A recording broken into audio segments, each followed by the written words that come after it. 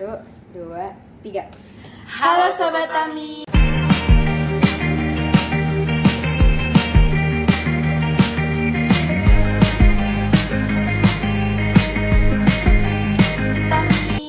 Perkenalkan nih, kami dari Taruna Politeknik Imigrasi. Nah, semoga kalian di sana sehat-sehat ya, karena kalian pasti bakal seru banget nih buat ngikutin pembahasan kita. Tapi sebelum masuk ke pembahasannya, kami mau perkenalan diri dulu, karena kalau nggak kenal maka tidak sayang dong, ya kan? Jadi yang pertama saya Firdan Kawahyuni. Saya Finasia. Saya Senoji Saputro. Dan saya Selvi Sandiardana. Nah, di sini kita mau ngebahas tentang apa sih sebenarnya? Banyak tahu, kita mau ngebahas ada 10 pembahasan. Iya toh, di dalam hukum administrasi negara itu ada nih tindakan dan kewenangan pemerintah. Terus selain itu ada juga asas-asas pemerintah yang baik. Nah, selain itu juga ada kewenangan dan penyelenggara pemerintah pusat. Ada juga pemerintah daerah. Terus setelah itu ada aparatur sipil negara juga. Wah, ngebahas tentang aparatur sipil negara, berarti ngebahas tentang masa depan kita juga dong kalau kayak gitu. Seru banget tuh. Nah, selanjutnya ada keputusan tata usaha negara sama peradilan tata usaha negara. Kalau peradilan tata usaha negara berarti masuknya pasti pembahasannya lebih seru, ya kan? Seru banget. Ada yang lain lagi sih? Ada yang namanya diskresi. Tahu nggak sih? Nih aku spill dikit deh. Diskresi itu adalah dimana kalian itu bisa ngambil tindakan yang tidak diatur di undang-undang. Keren nggak? Keren. Tapi Menarik kalian sih. harus tahu tuh gimana caranya. Makanya harus nonton kita ya. Dan terakhir itu ada yang namanya perizinan dan juga sanksi-sanksi yang diurus di dalam hukum administrasi negara.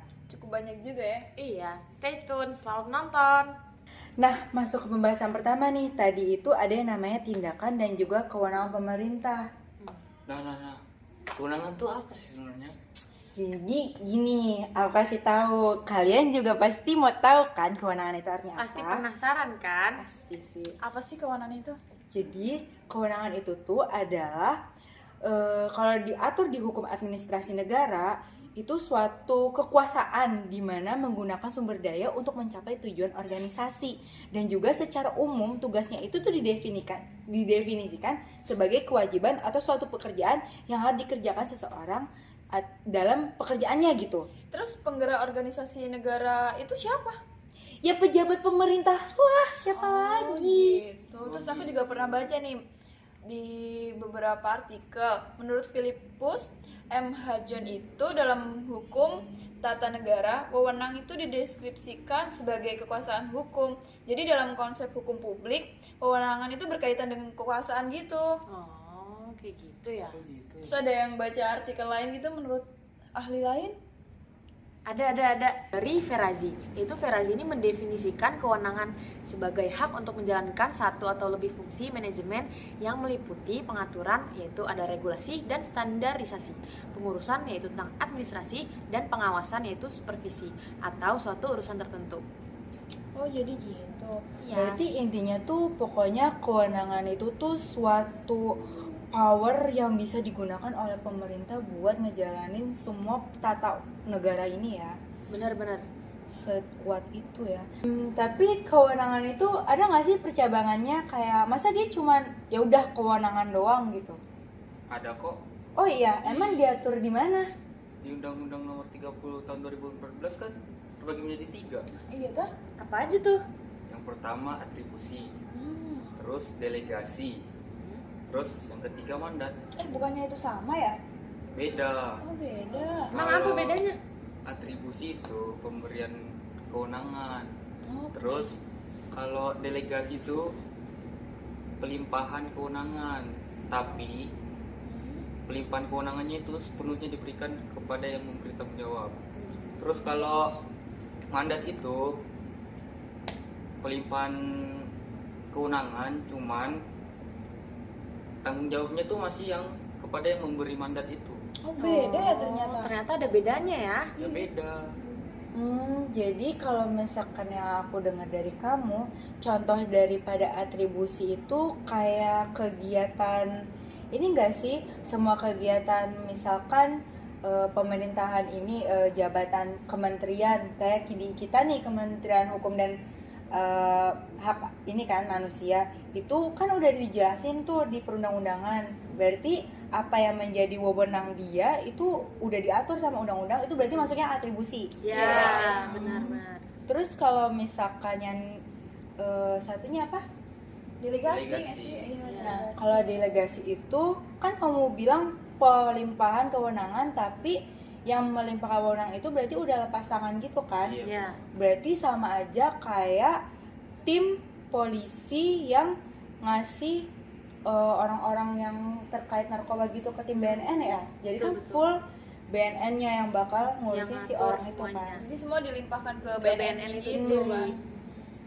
Dan yang terakhir itu ada mandat. Ya. Mandat Iya, itu berarti contohnya kayak misalkan kita itu jadi ketua suatu perusahaan atau jadi kepala suatu kantor, tapi kita dapet kayak dinas luar atau ada keperluan di luar, terus kita ngasih kayak wewenang kita itu ke PLT kita gitu lah ya. Ya, ya. Tapi kalau pertanggungjawaban itu nanti Ya, bakal tetap di kita. kita. Iya. Tetap di ketuanya. Gitu. Nah, jadi sejauh ini kalian udah pada ngerti kan? Setelah kamu jelasin tadi sedikit banyak udah lumayan ngerti sih. Masih oke lah tentang kewenangan ini, masih bisa dipahami. Yuk kita bahas selanjutnya. Kan kita calon ASN imigrasi nih. Apa sih kewenangan ini yang bersangkutan dengan imigrasi? Nah, ada tuh beberapa tindakan yang sebagai kewenangan di imigrasi. Contohnya seperti pembuatan peraturan, terus selain itu penerbitan dokumen seperti kayak paspor, visa, gitu-gitu. Terus ada juga pengawasan dan penegakan hukum. Lalu yang terakhir ada kerjasama internasional dengan negara lain. Ih, keren juga ya. Keren tau? Nah, contoh tindakannya tuh apa aja sih? Contoh tindakannya tuh banyak tahu Seno, karena kita itu bergerak di imigrasi, kita itu namanya kayak polisinya luar negeri. Tindakan kita itu bisa yang namanya penerbitan visa, yang tadi kan dibilang kewenangan kita itu penerbitan dokumen, visa, paspor itu kita yang menerbitkan. Lalu kita juga nih bisa namanya menolak orang masuk. Bayangin, cap kita itu bener-bener se-absolut itu. Kalau misalnya kita udah ngecap orang nggak boleh masuk, mereka nggak bisa masuk ke negara kita. Berarti kayak keluar masuknya orang itu tergantung dari Wewenangnya pengecekan kita, imigrasi, kan? iya betul, karena kita kan Bumi Purawira Wibawa, penjaga pintu gerbang negara. Terus Kan? kita juga bisa nih yang namanya ngedeportasi. Kalian tahu nggak sih yang namanya polis? Ada yang inget nggak? Interpol. Selective police itu. Nah, kita itu menerapkan itu. Jadi, orang-orang yang kita anggap atau orang-orang yang negara anggap itu tidak berguna atau merugikan daripada negara kita berhak dan punya wewenang untuk mendeportasinya. Berarti orang asing tuh nggak bisa sewenang-wenang lah ya di negara kita itu. Nggak bisa. Betul banget. Terus selain itu, kita juga bisa loh yang namanya melakukan penahanan. Itu kayak Iya. polisi dong. Iya, jadi bukan cuma polisi. Kita, polisi punya rutan, kita punya rudenim. Keren juga tuh. Keren gak sih? Isinya kan orang-orang luar negeri pastinya kan. Betul Iya, sekali. Itu Dan yang bermasalah. wah, berarti yang namanya kewenangan itu benar-benar se-powerful itu ya. Kalau misalkan pemerintah dan juga pejabat-pejabat kita bisa yang namanya menjalankan kewenangan mereka dengan baik, pasti negara kita ini benar-benar yang se-powerful itu ya nggak Iya, sih? karena penting banget. Terus selanjutnya kita mau bahas apa nih? Kayaknya bahas asas-asas pemerintahan yang baik gak sih? Penting gak sih itu? Itu penting banget ya itu. Jadi gitu. Tapi asas-asas umum pemerintahan yang baik ini definisi atau pengertiannya diatur nggak sih atau dijelasin nggak sih di undang-undang kita? Apa sih kayak asas-asas pemerintahan yang baik itu apa gitu? Pengertiannya? Nah, dijelasin.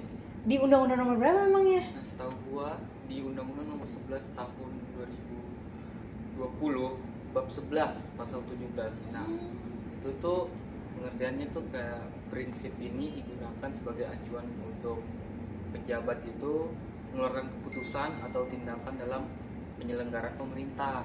Jadi tetap ada kaitannya sama wewenang dan tindakan dari pemerintah yang tadi kita bahas kan? Jadi kalau misalkan wewenang itu kan kayak powernya atau apa aja nih yang bisa dilakukan sama pemerintahan. kalau misalkan asas-asas umum ini lebih kepada kayak Alkitabnya mungkin ya, buku kayak dari penuntunnya gitu. prinsipnya. Ya. Jadi kayak sebagai acuannya gitu dari wewenang tersebut. Kayak buku panduan lah.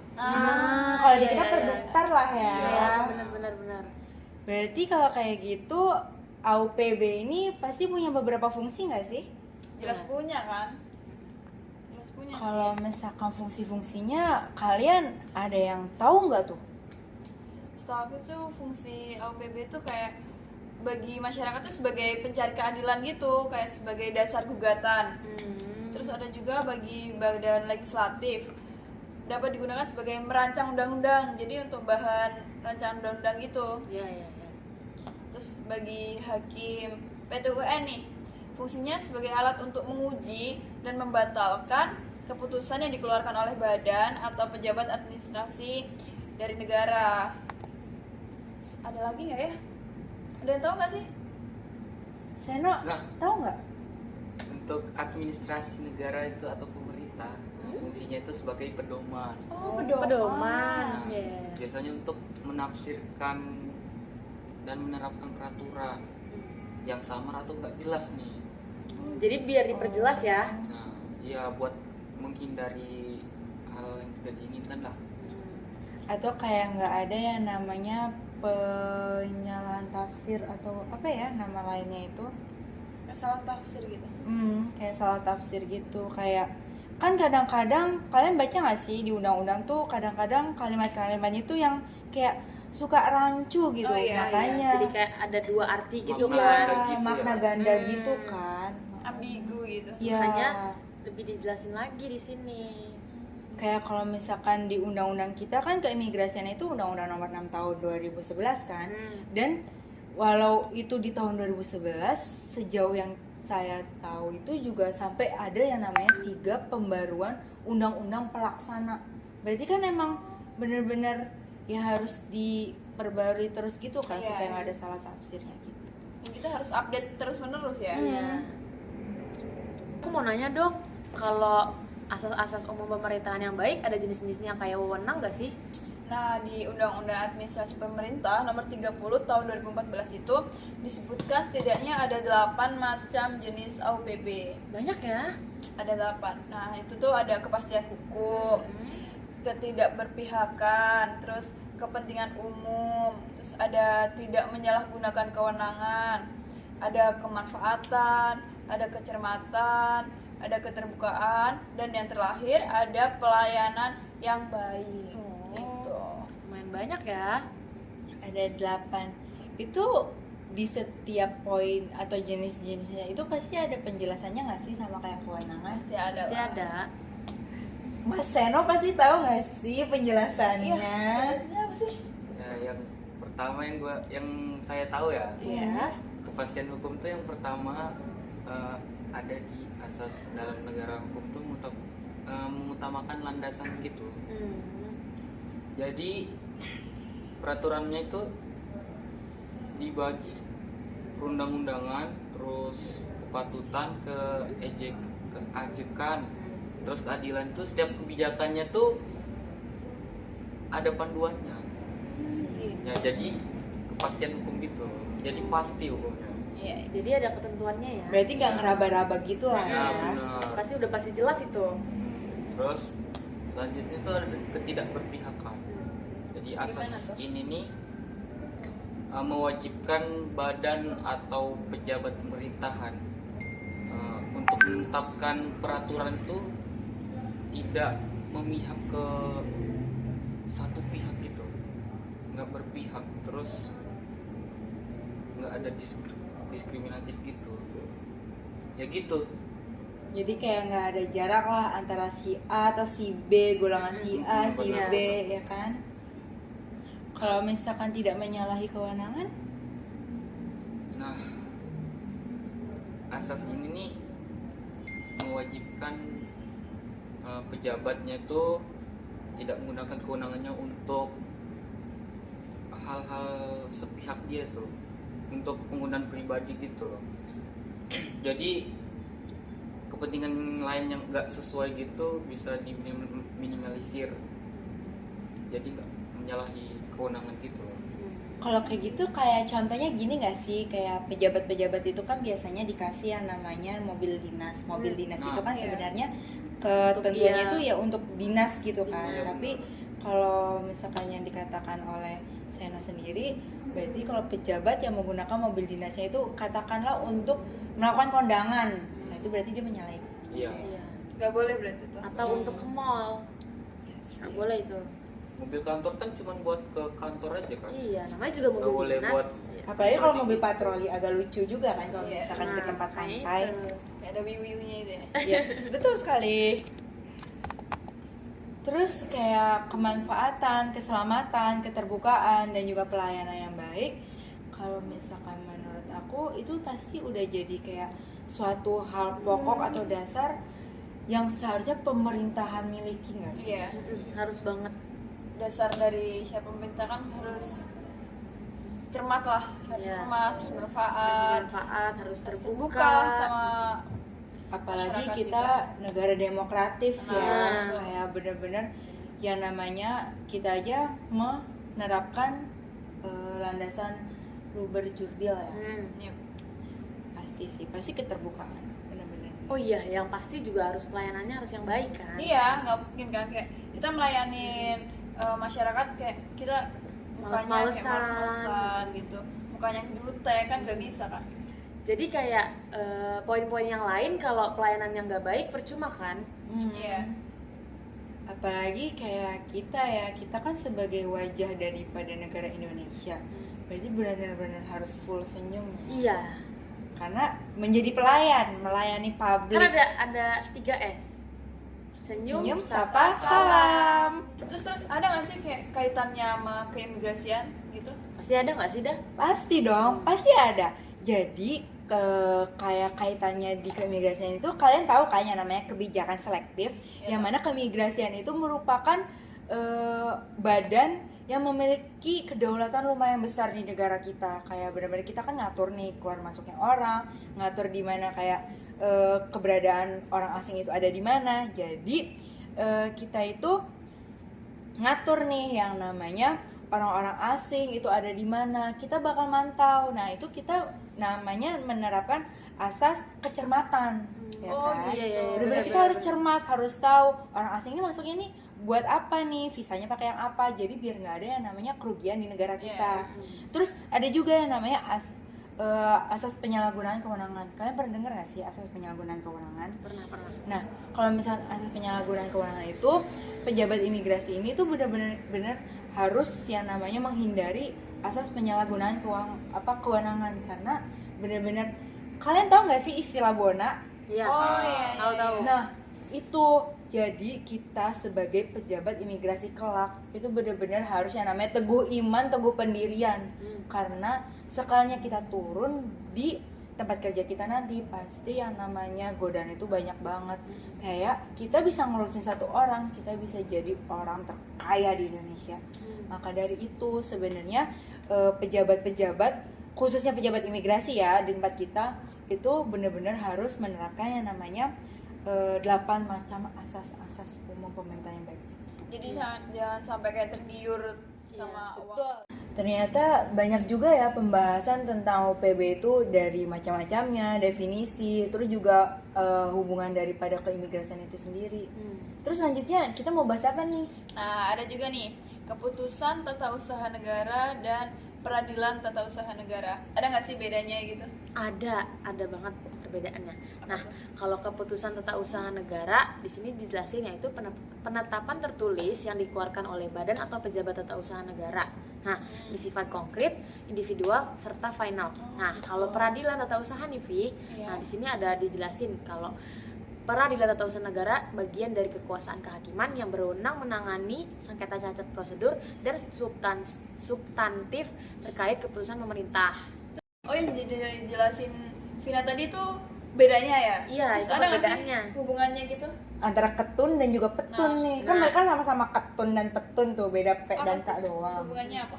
Ada banget. Apa tuh? Apa Nah, tuh? boleh tahu. misalnya kayak kalau sengketa ketun tuh bisa diajukan ke petun jika nggak ada penyelesaian. Oh. Oh, jadi kalau nggak ada penyelesaian baru di ke petun. Nah, Hmm. betul. Terus. Nah, Penyelesaian dalam apa tuh? Upaya administratif. iya, kayak pengajuan surat keberatan gitu loh. Oh, iya iya. Terus ada lagi nggak? Nah, kalau peraturan dasar ketun kan itu menentukan upaya administratif itu kayak pengajuan surat keberatan, terus Oh, gitu. jadi diwajibkan pengajuan surat tuh untuk banding administratif gitu loh. Oh, jadi kayak ada saling berkaitan gitu lah ya. Iya benar. Jadi situ keterkaitannya ya. Nah, tapi itu nggak semua ketun bisa diajuin ke petun. Oh, nggak semua ketun bisa diajuin ke petun. Berarti ada beberapa ketun yang dikecualikan gitu. Iya. Emang apa aja tuh yang dikecualikan? Nah, setahu yang gua pernah baca ya, itu ada di pasal 2 sama pasal 49. Coba tolong Nah, bacain dong kan isinya bacain apa ya. sih? Nah, pasal 2 tuh petun mempersempit ruang lingkup keputusan tata usaha negara, yaitu tidak termasuk ketun yang merupakan perbuatan hukum perdata, ketun yang bersifat umum, ketun yang masih memerlukan persetujuan, terus ketun yang dikeluarkan atas dasar hasil pemeriksaan badan peradilan berdasarkan ketentuan peraturan perundang-undangan yang berlaku. Terus ketun mengenai tata usaha angkatan bersenjata Republik Indonesia. Terus keputusan panitia pemilihan baik di pusat maupun di daerah. Terus mengenai hasil pemilihan umum. Terus yang pasal 49 tuh apa isinya, coba Nah, baca. ini pasal 49 Undang-Undang Petun yang menyatakan bahwa pengadilan tidak berwenang memeriksa, memutus, dan menyelesaikan sengketa tata usaha negara tertentu dalam hal keputusan yang disengketakan itu dikeluarkan dalam waktu perang, keadaan bahaya, terus keadaan bencana alam, atau keadaan luar biasa yang membahayakan. Terus berdasarkan peraturan perundang-undangan yang berlaku dalam keadaan mendesak untuk kepentingan umum berdasarkan peraturan perundang-undangan yang berlaku. Oh, berarti kayak udah dijelasin gitu Iya. ya di Undang-Undang Peradilan Tata Usaha Negara itu. Berarti kayak walaupun ketun itu bisa menjadi suatu alat uji atau suatu alat gugat, tapi nggak semua yang namanya permasalahan itu bisa diajukan Lihat atau ke digugat ke petun ya. Enggak semuanya. Hmm. Menarik, menarik. Oh, Kalau misalkan habis ini kita bahas ASN, masa depan kita nih, mau nggak? Boleh, boleh. gas gas gas. Pada kepo kan? Pasti pada kepo. Nah, selanjutnya kan kita mau bahas ASN.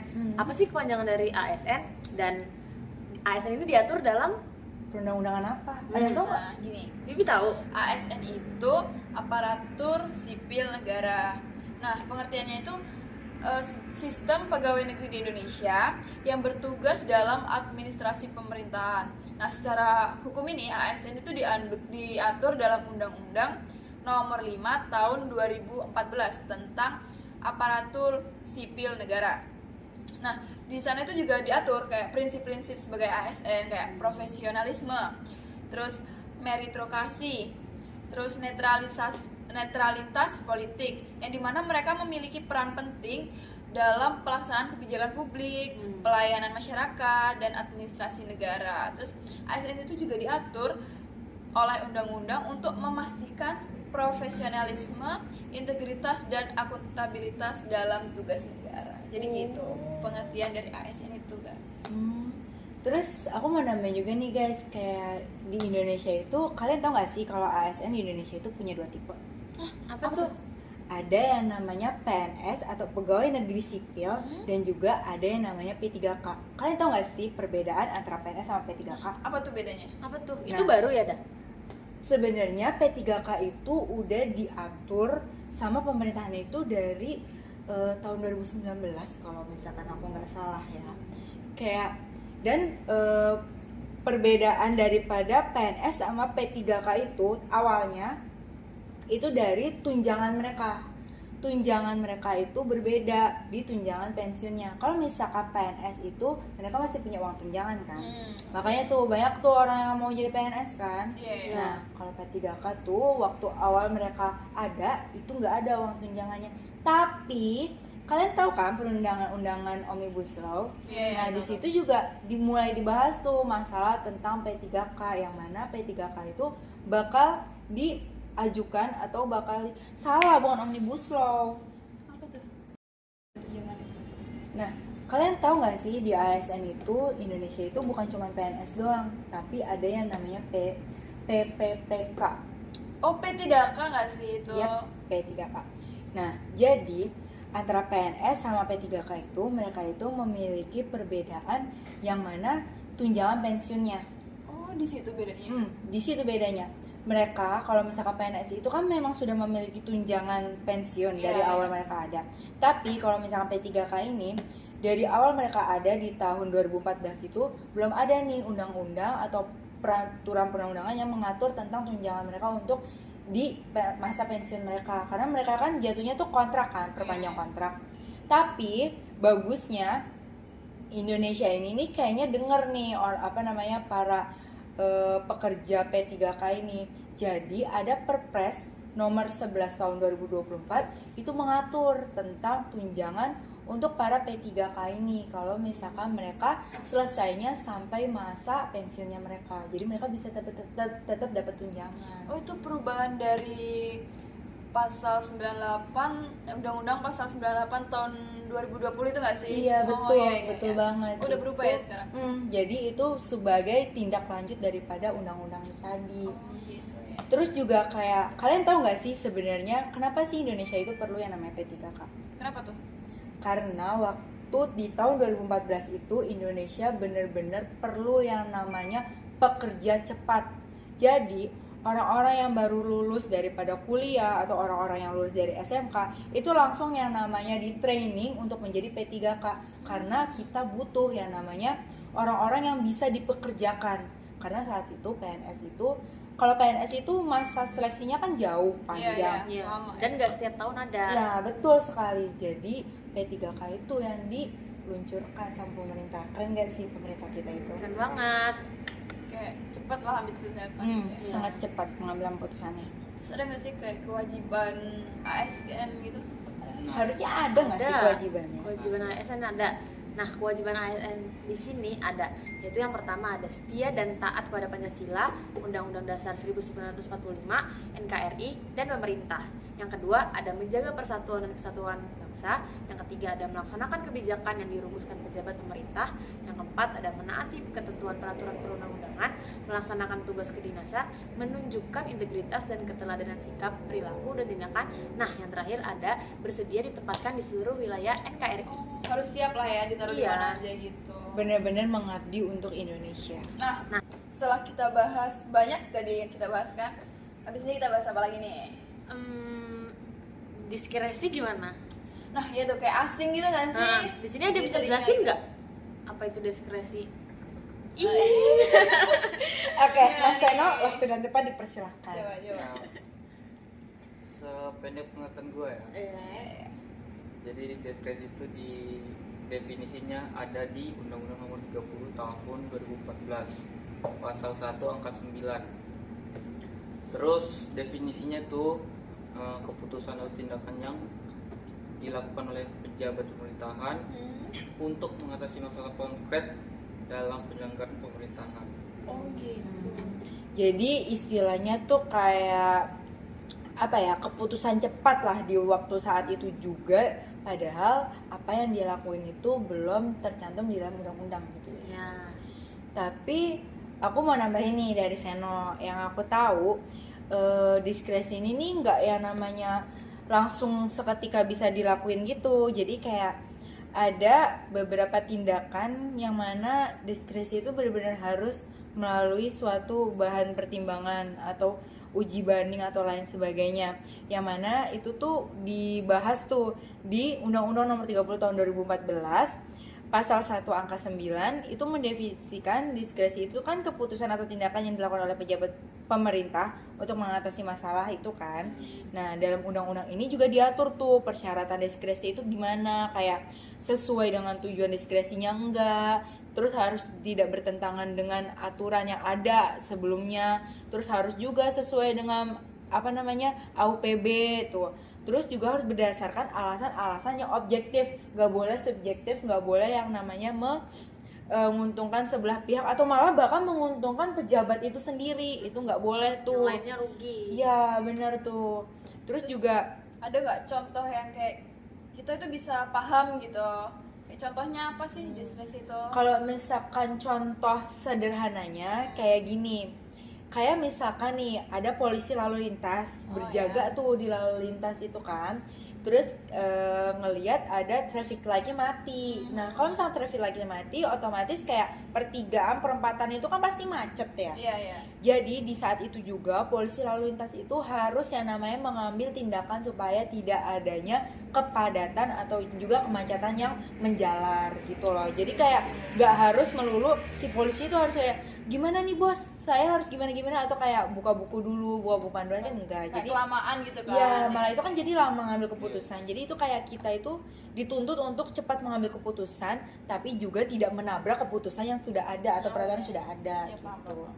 Kalau misalkan contoh itunya tuh kayak gitu, contoh apa namanya sederhananya. Tapi kalau misalkan sudah berkaitan dengan kenegaraan, tata negara atau enggak tentang internasional gitu, perhubungan atau hubungan internasional, itu pasti harus yang namanya ditinjau secara ulang, harus dilakukan uji banding, karena kalau misalkan salah sedikit saja itu bisa fatal. Selanjutnya kita bahas tentang apa lagi nih? Perizinan aja nggak sih? Boleh. Perizinan tuh banyak pasti di Indonesia, apalagi di negara kita yang landasannya itu udah negara hukum yang berdemokrasi. Perizinan itu udah suatu hal yang Penting komplit banget. nggak sih? Jadi apapun harus ada perizinan. Ada yang bisa jelasin nggak? Perizinan dalam, kita kan bahas hukum administrasi negara nih. Ya.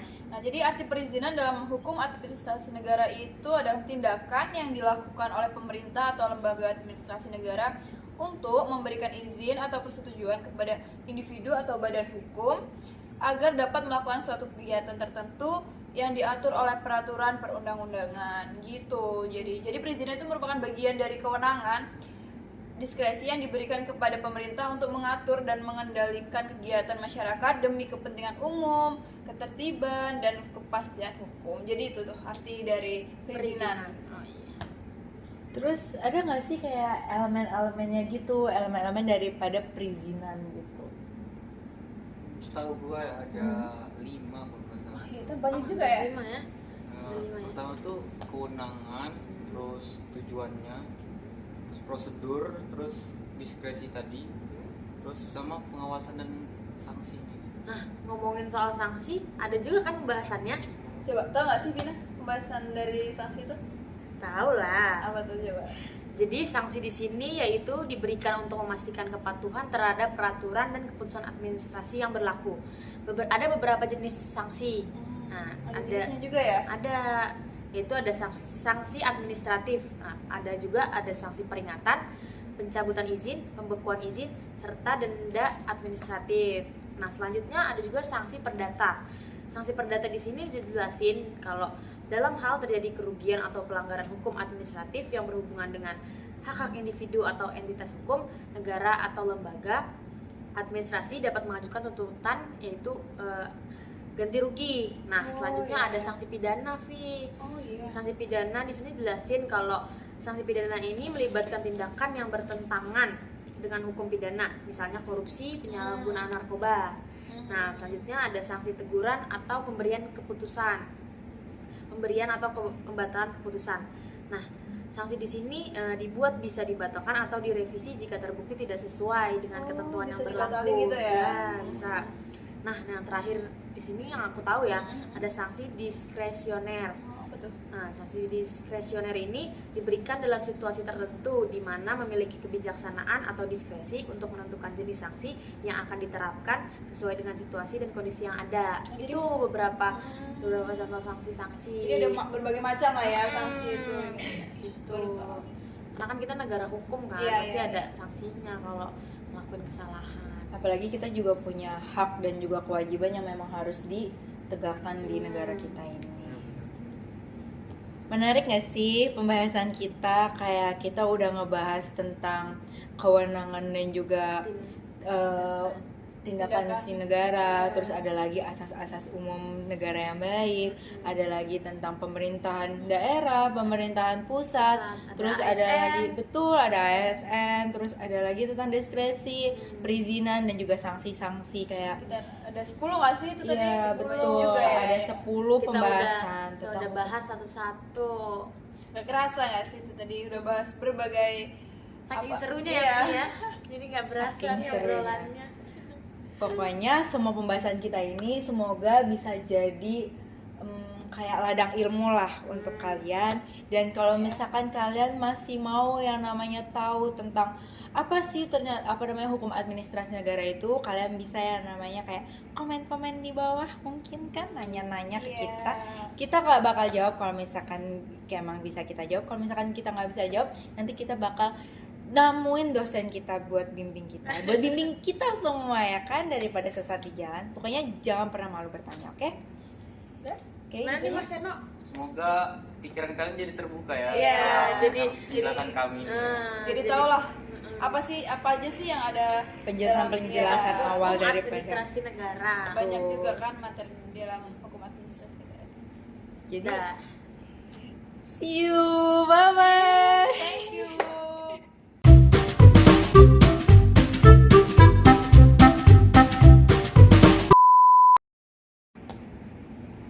Pipi duluan gak sih, Pi? Kan selanjutnya kita bahas apa sih? Ih.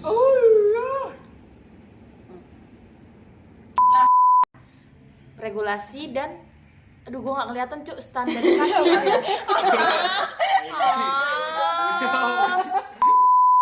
Kalau atribusi itu, aduh,